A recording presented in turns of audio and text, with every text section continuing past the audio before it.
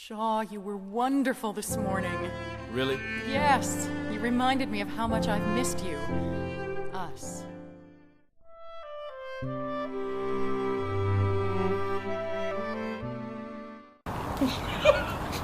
Well, I applied because I've done it for the last 2 years. So I did West Side Story and Guys and Dolls last year, and I had pretty good parts in them. And then this year, mainly, I haven't seen Footloose before, so this year was mainly just to come back and see the people.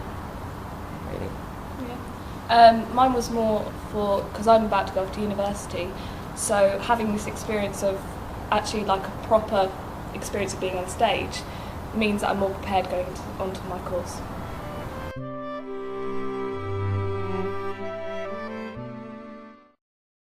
I was attracted to Basically, I haven't ever seen Footloose, so I didn't really know any of the characters. I didn't know what the storyline was. So pretty much with every audition for every stage experience so far, I've just gone and sung what I've got given and danced, and then just done my best and just see what part I get. I have no idea what part I normally get. Like first year, I got Lieutenant Schrank in West Side Story, and I had no idea who he was or what he was about, or so nothing really attracted me to the role, and I just got it. And now I really like it. Now I've got the storyline and know what my character's about. It's a really good character, so I'm just lucky in that way. I was the same with my character, because I knew all the characters, but there was knowing my vocal ability and things like that, there was no specific character that I particularly wanted to go for. So I think the best way to go into an audition anyway is just to sing your best and act your best and just hope that a part comes out of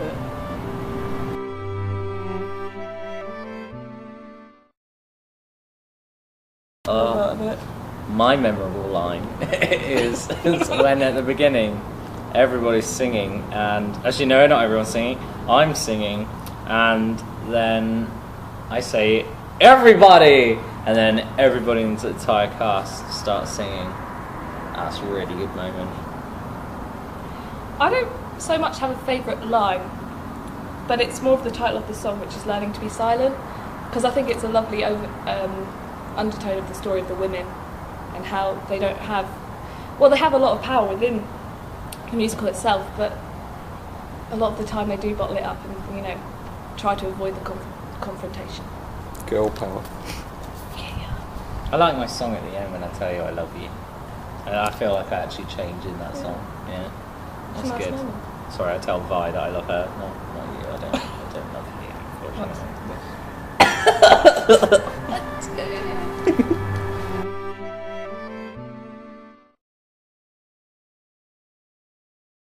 I'd like to be head of drama at secondary school. I'd like to, because I really wanted to be an actor for most of my life, and then at sixth form got quite scared about the actor's lifestyle and living out of suitcases and going around hotels and spending 90% of your year out of work and all that sort of charades that comes with being an actor. And I love acting so much. That was what always drew me to wanting to be an actor. But if wanting to be an actor means that I don't get to act all the time, then I see not as much of a point as I did before, when I know that I could come to things like this, like stage experience, or join amateur drama groups, and I'm sort of guaranteed a part and guaranteed to have the experience of performing on stage. It's not really, I don't see it as a money-making thing. I just enjoy doing it so much that I wouldn't want to be stressing myself out or putting myself off the idea, because I'm worried about money at the same time. And then I've also always been really good with working with children, so being a teacher sort of seems like a good place to go, and I can also share my experiences that I've already had, like with kids, and try and help them with where they want to go in life. See that as a really good opportunity. See, mine's going off at a bit of a tangent really, because I actually want to go and study opera and classical music, singing styles, because I'd love to go into that side of the profession. But obviously I have to wait till I'm 21 to really go into that, because I feel like, even though I love the musical theatre industry and it's great and amazing, I think saying about the money sort of side of things, there's actually more jobs available at the moment for opera and classical singers, and I know that's actually probably, I love it just the same amount as musical theatre, so why not go into that field?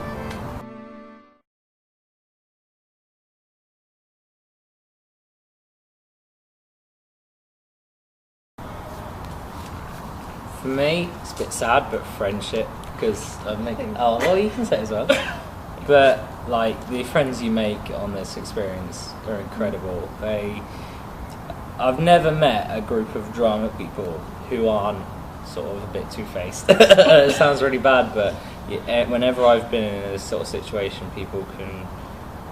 You don't meet real people a lot of the time, but with this, everyone's just so real and so talented, and because. I think as well because we've paid and it's not being paid, so directors aren't really forcing their way in, looking at looks and things like that as much.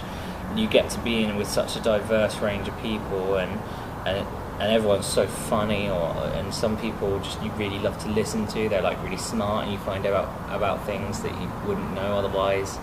So yeah, friendship's a big thing, but just also like like the performance side, you learn so much on that, like technical terms. You learn like dance routines that you can take away.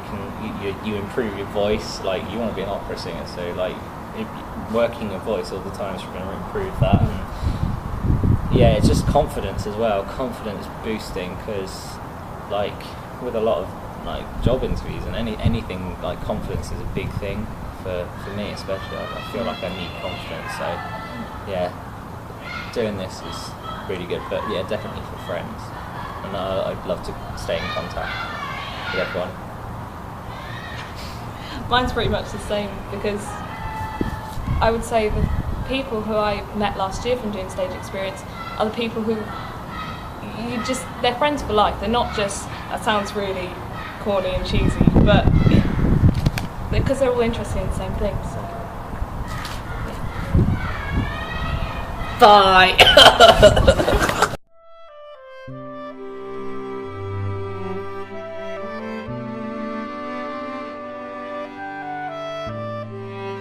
Shaw, Yes?